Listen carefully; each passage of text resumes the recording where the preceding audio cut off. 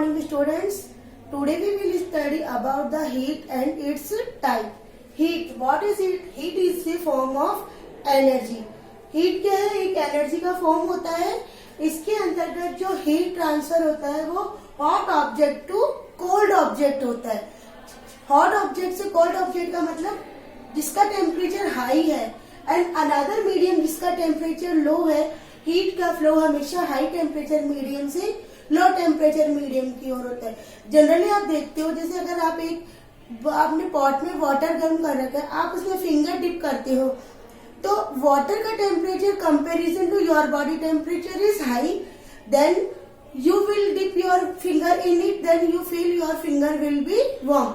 अगर आप उसके अंदर फिंगर डालोगे तो आपकी फिंगर गर्म हो जाएगी क्योंकि आपकी फिंगर का जो टेम्परेचर है वो कंपैरिजन टू वाटर लो है और वो आपको गर्म फील होगा. इसी तरह अगर आप एकदम चिल्ड वाटर में अपना फिंगर डिप करते हैं तो आपको वो कूल फील होती है. इसके पीछे भी रीजन वही है क्योंकि टेम्परेचर क्या है, उसका जो फ्रीजिंग पॉइंट है वो हाई है, आपका बॉडी टेम्परेचर लो है तो वो आपको कूल फील होती है. तो ये था हमारा जनरली वे कि हम कैसे आइडेंटिफाई करते हैं कि हीट फ्लो हो रहा है. जनरली हीट को मेजरिंग करने के लिए 2 यूनिट्स होती है, कैलोरीज और जूल. 1 कैलोरी इक्वल होती है 4.2 जूल के बराबर होती है. जूल को हम कैपिटल जे के द्वारा इंडिकेट करते हैं. फ्लो ऑफ हीट, हीट के फ्लो होने के जनरली हमारे पास 3 वेज होते हैं, conduction, convection and radiation. Conduction way generally solids के अंतर्गत होता है. कन्वेक्शन प्रोसेस जनरली लिक्विड्स के अंदर होता है. कंडक्शन प्रोसेस सॉलिड के अंदर होता है. जनरली आप लोग देखते हैं कि जब भी आप कुकिंग करते हैं तो आप फ्राई पैन गैस के ऊपर रखते हैं, उसे गर्म करते हैं. जब आप उसके अंदर मिक्स करने के लिए स्पून यूज करते हैं, अगर आपने स्पून उसमें छोड़ दी है तो आफ्टर सम टाइम आपको वो स्पून हॉट फील होती है. उसके पीछे लॉजिक क्या है कि जो आपका पैन है उसने हीट एनर्जी एब्जॉर्ब की. ये heat energy by pot medium transfer हो रही है किसमें? स्पून में. तो स्पून में ये धीरे धीरे ट्रांसफर होती है. एट लास्ट उसका टिप एंडिंग पॉइंट भी गर्म हो जाता है और वो हमें गर्म फील होता है. For this example we can understand it very well. हमने एक कैंडल की सहायता से आयरन रोड को गर्म कर रहे हैं. हम आयरन रोड का ये वाला पोर्शन गर्म कर रहे हैं, लेकिन ये क्या करेगा, ये पोर्शन यहाँ से हीट लेगा और solid particles nearest closing packing होती है तो ये पार्टिकल इसको एनर्जी ऐसे ये आगे एनर्जी फ्लो करते जाएंगे. एट लास्ट एंडिंग पॉइंट जहाँ पे हमने उसे होल्ड कर रखा है वह पोर्शन भी गर्म हो जाता है और हमें ये गर्म फील होना शुरू हो जाता है. तो ये था कंडक्शन का वे जिसके अंतर्गत हीट फ्लो होती है. अब हीट फ्लो के लिए हमारे पास हमने बोला ये सॉलिड में होता है, तो इस तरह से हम सॉलिड आइटम्स को कंडक्टर एंड इंसुलेटर में क्लासिफाई कर सकते हैं. Conductor substance that aloe the heat pass through them.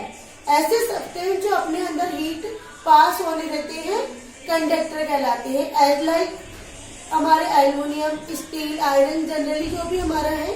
And insulator substance that do not aloe the heat pass through them. ऐसे सब्सटेंस जो अपने अंदर से हीट पास नहीं होने देते हुए इंसुलेटर कहलाते हैं. For examples rubber, plastic.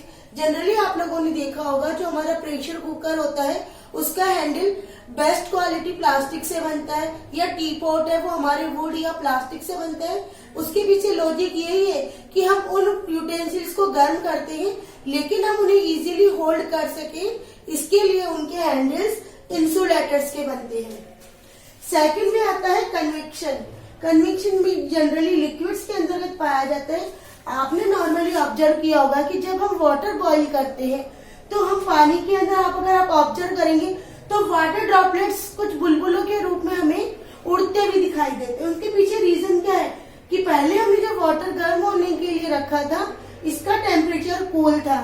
धीरे धीरे जिस मॉलिक्यूल्स को हीट मिली वो गर्म हुआ और गर्म होने के बाद ये लेस डेंस हो जाता है और लेस डेंस होने के बाद ये वाटर मॉलिक्यूल रेन हो जाता है, ऊपर की ओर उड़ जाता है. तो ये ऊपर जाएगा तो इसके प्लेस के ऊपर जो कूल मॉलिक्यूल्स है वो नीचे की ओर आ जाएगा क्योंकि कूल मॉलिक्यूल्स हैवी है और हैवी होने से ये डेंस हो गया और ये नीचे सिंक हो जाएगा. जनरली इसका यूज हम वेंटिलेटर्स के लिए होता है। जनरली आपने ऑब्जर्व किया होगा कि हमारे जो घर होते हैं उनमें वेंटिलेशन के लिए जो रोशनदान रखते हैं हम ऊपर की ओर रूफ के पास में रखते हैं। उसके पीछे लॉजिक यही होता है कि जो गर्म हवा है वो लेस डेंस है और वो ऊपर की ओर उठेगी। ऊपर की ओर उठेगी तो गर्म हवा को निकलने का स्पेस ऊपर से मिलेगा और जो कूल हवा है वो नीचे की ओर आएगी और हमें कूलिंग फील होगी। कन्वेंशन मेथड का यूज जनरली हम sea breeze and land breeze के अंतर्गत भी देख सकते हैं। Sea breeze generally in day time occur होती है। लैंड एंड सी, लैंड के ऊपर जब सन शाइन करता है तो comparison to water land fastly warm होती है।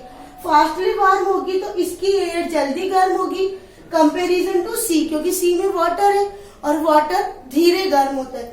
तो एक गर्म हवा उठेगी और उठ के समुद्र की ओर आएगी और यहाँ का जो एटमॉस्फेयर है वो कूल हो जाएगा और रात के समय क्या होगा कि ये जो समुद्र की हवाएं हैं ये ठंडी हो जाएंगी और ठंडी होने के बाद ये क्या करेंगी, जो समुद्र की हवाएं हैं वो रात के समय इनका जो टेम्परेचर है पानी का वो गर्म है कंपैरिजन टू लैंड, क्योंकि लैंड के जल्दी गर्म होती है तो जल्दी ही ठंडी भी होती है। तो जल्दी ठंडी होगी तो यहाँ का एटमॉस्फेयर कूल होगा कंपैरिजन टू वाटर, क्योंकि वाटर गर्म है, लेट गर्म हुआ है तो कूल भी लेट होगा और लेट कूलिंग की वजह से यहाँ से गर्म हवाएं उठेगी और लैंड की ओर ट्रांसफर होगी। तो जो हवाएं दिन में लैंड से सी की ओर चलती है उन्हें हम बोलते हैं सी ब्रिज। एंड ऐसी ब्रिज जो जनरली नाइट में सीज के द्वारा लैंड की ओर आती है उन्हें हम बोलते हैं लैंड ब्रिज। तो ये थे हमारे sea breeze and land bridge.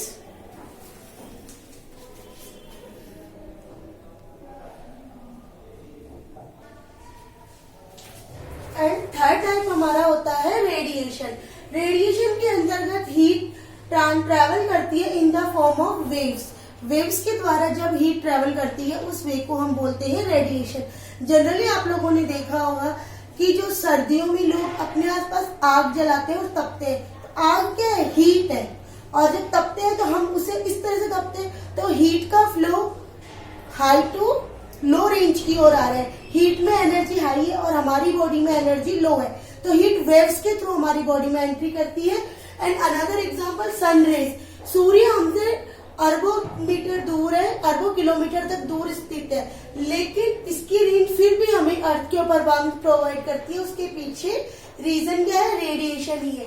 Radiation के अंतर्गत क्या होता है कि हीट, कोई भी ऑब्जेक्ट हीट को एब्जॉर्ब करता है। जनरली डार्क ऑब्जेक्ट जो होते हैं वो हीट को एब्जॉर्ब ज्यादा करते हैं।